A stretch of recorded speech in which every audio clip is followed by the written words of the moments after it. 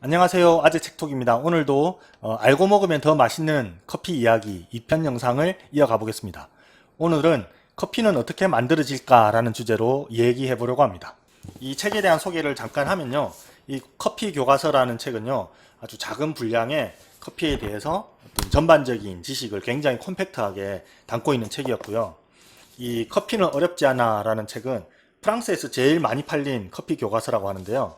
안에 도판이 굉장히 화려하고 이렇게 직관적으로 이해하기 쉽도록 되어 있어서 유용했습니다.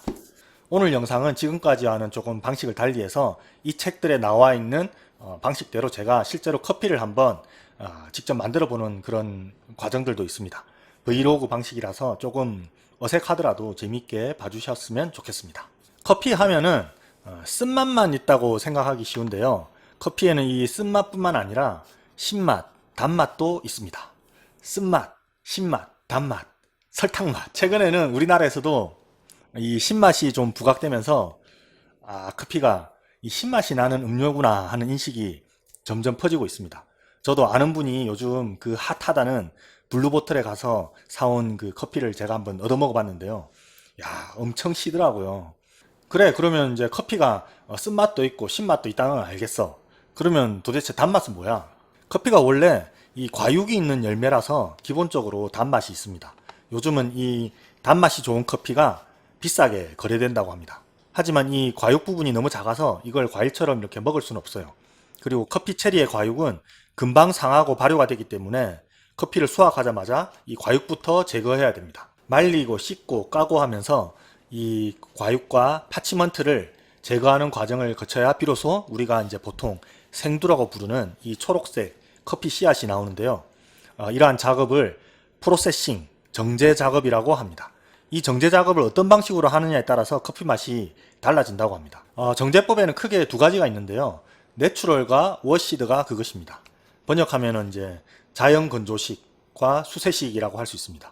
내추럴은 그냥 콘크리트 바닥이나 비닐 시트 위에다가 체리째로 커피를 말리는 것입니다.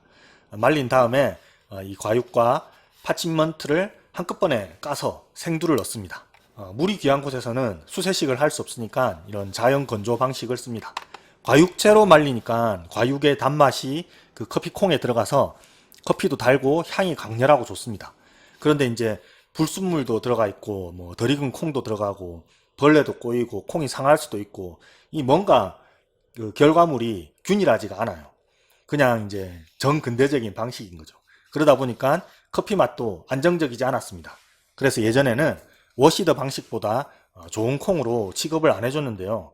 요즘은 단맛이 각광을 받다 보니까 내추럴이 더 비싸다고 하네요. 워시드는 말 그대로 물로 씻어내는 방식이기 때문에 물이 많은 지역에서 합니다.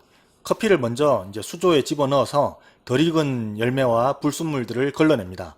그 다음에 열매를 과육 까는 기계에다가 집어넣어서 과육부터 이렇게 까버려요. 이제 이걸 펄프라고 하는데요. 그러면 이제 파치먼트 상태가 되는데 이 파치먼트에서 점액질을 벗겨냅니다. 이걸 이제 말려가지고 한 두 달 있다가 마지막에 이제 파치먼트를 까서 그 초록색 생두를 넣습니다. 워시드는 처음부터 이렇게 과육을 제거하고 물에 씻어서 정제하기 때문에 품질이 균일한 커피를 얻을 수 있습니다. 맛도 깔끔하고요. 그런데 내추럴 방식 같은 복잡한 단맛을 느끼기는 힘들다고 합니다. 그리고 또 이게 이제 공정이 더 복잡하고 시설도 필요하고 결과물도 안정적이니까 원래는 더 좋은 커피로 이제 여겨졌는데 요즘은 사람들이 커피에서 단맛과 풍부한 향을 원하는 추세이다 보니까 내추럴이 더 비싸졌고 워시드에도 내추럴 방식을 접목한 새로운 방식들이 생겨나고 있다고 합니다. 그게 펄프드 내추럴입니다. 펄프드 내추럴은 내추럴과 워시드의 중간 방식입니다. 펄프드는 이제 과육을 깠다는 뜻인데요. 열매를 물에 넣어서 이제 덜 익은 열매와 불순물을 걸러낸 다음에 과육을 까서 자연 건조 방식으로 말린다는 거예요. 이제 왼쪽에 여기 보면은 검어 불구스름하니 해가지고 이게 이제 말리고 있는 게 펄프드 내추럴인데요. 이제 파치먼트에 점액질이 이렇게 붙어 있는 상태에서 말리는 거죠. 이 오른쪽 사진을 보면요. 이게 이제 그 펄프드 내추럴하고 워시드로 만든 원두를 두 개를 이제 비교해서 보여주고 있는데요. 왼쪽이 펄프드 내추럴 방식으로 만들어서 이렇게 나왔다라는 거고 이 오른쪽이 허연 게 이제 워시드로 나와서 생두가 이렇게 나왔다라는 거죠. 그 워시드는 수조에서 이제 점액질을 다 이제 벗겨내 가지고 허연 상태에서 깨끗한 상태에서 말렸다는 것입니다. 이 펄프드 내추럴 정제법이 그 내추럴 방식에 비해서 균일한 품질을 얻을 수 있으면서도 이 워시드에 비해서는 단맛이 난다고 해서 아주 각광을 받고 있다고 합니다. 그래서 이 방식으로 정제한 커피를 허니 커피라고 부르기도 한답니다. 꿀맛이라서 허니인가? 중남미 커피가 맛이 좀 무난하고 특색이 없다 보니까 요즘은 좀 값을 더 많이 받기 위해서 펄프드 내추럴로 많이 하고 있다고 하네요. 또 이게 이 방식이 물을 적게 써서 환경 친화적인 방식이라고 합니다. 커피는 품종마다 개성이 많이 다른데요. 예를 들어서 에티오피아 커피는 굉장히 화사하고 향긋하고 세련된 그런 산미가 강조되고요. 반면에 이제 중남미 커피는 무난하고 균형감 있는 맛이라고 합니다. 뭐 맛은 상당히 주관적인 것이긴 한데 뭐 대체로 그렇다고 하네요. 뭐 또 이제 중남미 안에서도 산지마다 다 다르니까 너무 저한테 그러지 마세요. 그리고 이제 또 로스팅을 얼마나 강하게 하느냐에 따라서도 맛이 달라집니다. 커피를 강하게 볶으면은 이렇게 이제 쓴맛, 탄맛, 묵직한 맛이 나고요. 이제 약하게 볶으면은 신맛, 과일향, 경쾌한 맛이 많이 난다고 합니다. 또 커피를 이제 그라인드에 갈 때 입자를 가늘게 갈면은 묵직한 맛이 강해지고 굵게 갈면은 신맛이 상대적으로 부각된다고 합니다. 그런데 이제 커피를 곱게 가느냐 거칠게 가느냐는 커피를 이제 추출하는 방식에 따라서 대략 정해지긴 합니다. 예를 들면은 이제 드립 커피는 입자가 굵게 나오도록 갈아야 되고요. 에스프레소는 곱게 나오도록 갈아야 된다고 합니다. 보통 카페에서 먹는 아메리카노나 카페라떼는 에스프레소를 기반으로 한 커피입니다. 에스프레소의 본고장은 이탈리아인데요. 이태리 사람들은 하루를 에스프레소 한 잔으로 시작한다고 합니다. 에스프레소는 뜨거운 물을 고압으로 통과시켜서 커피를 추출하는 방식인데요. 그 압력이 9기압이라고 합니다. 우리 주변의 대기압이 1기압이고 자동차 타이어가 2기압, 그리고 상수도 압력이 3기압이라고 하니까 9기압이면은 어마어마한 거죠. 그런데 실제 에스프레소의 그 기원은 이탈리아가 아니고 프랑스라고 하네요. 뜨거운 물을 밀어 넣기 위해서 전기를 이용하는 방법을 프랑스의 루이 베르나르 라보라는 사람이 처음 생각해냈다고 합니다. 이걸 이제 이탈리아 사람들이 발전시킨 거고요. 오늘날 이제 9기압짜리 에스프레소 머신은 1947년에 가찌아라는 회사에서 처음으로 개발했다고 합니다. 이 지도는요, 커피는 어렵지 않아 라는 책에 나와 있는 지역별 로스팅 강도를 보여주는 지도입니다.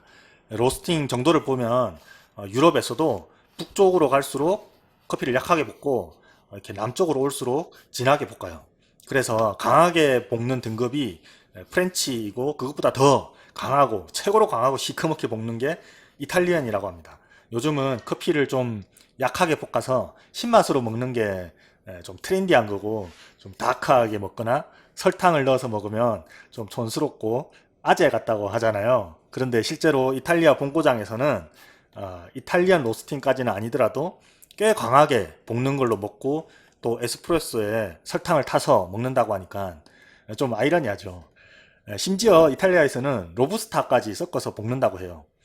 그러니까 커피도 자기가 그냥 맛있게 먹으면 되는 거지 너무 트렌드에 민감할 필요는 없는 것 같습니다. 자, 그러면 지금부터 이 두 책에 나와 있는 방법대로 집에서 간단하게 해 먹을 수 있는 커피 추출법을 소개해 보려고 합니다. 차례대로 드립커피 내리기, 그 다음에 모카포트로 아이스 라떼 만들기, 그리고 프렌치 프레스로 콜드브루 만들기입니다. 그럼 재밌게 봐주세요. 예, 우선 제일 먼저 드립 커피부터 한번 해볼게요. 한 15g 정도의 물을 한 150g에서 200g 정도 넣으면 저한테 맞더라고요.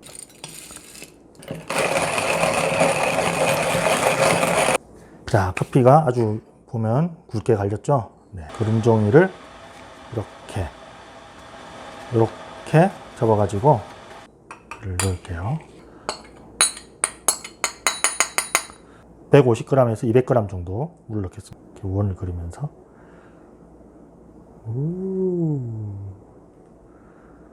추출이 다 됐습니다. 자, 커피가 아주 맛있게 나온 것 같습니다.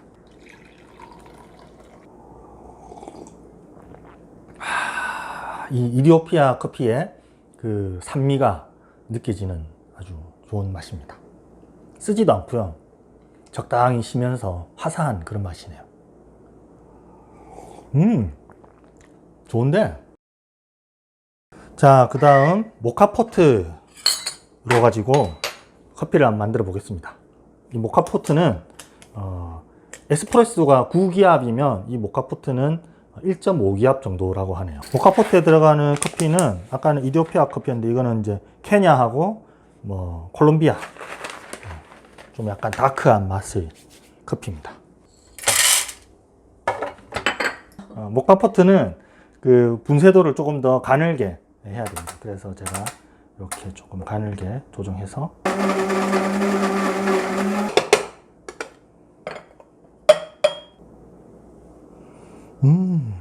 자, 그 다음 모카포트에 물을 채워야 되는데요. 네, 저는 이 정도로 물을 채웁니다. 예, 좀 이 밸브보다 조금 더 밑에. 이 정도 넣으면 되고요.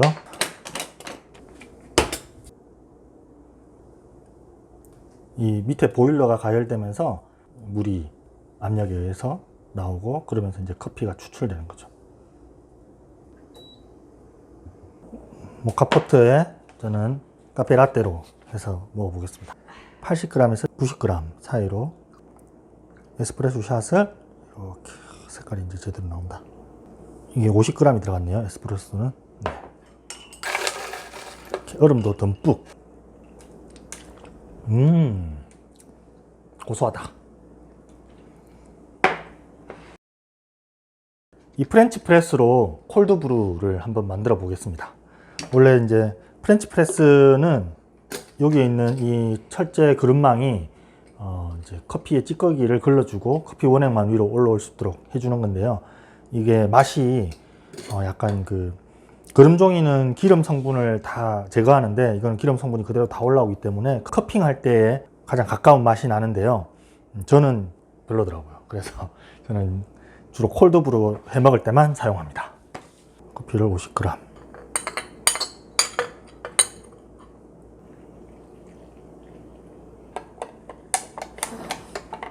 하루 동안 열심히 추출이 될 수 있도록 이렇게 해서 냉장고로 들어가겠습니다. 아이고. 자, 그러면 어제 만들어서 냉장고에 넣어놨던 콜드브루를 한번 먹어 보겠습니다. 자, 여기 이렇게 밑으로 쭉 누르면요, 찌꺼기만 밑으로 가라앉고 커피 원액이 위로 올라옵니다. 90g. 얼음을 아낌없이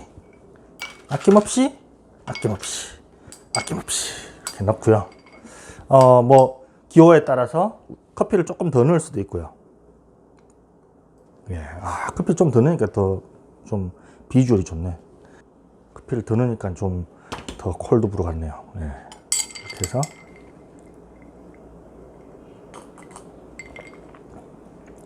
이 콜드브루가 확실히 그 깊은 맛이 납니다. 부드럽고 깊은 맛. 여러분들도 이렇게 뭐 프렌치 프레스를 이용해서 콜드브루를 집에서 간단히 즐기실 수 있습니다. 예, 그러면 오케이.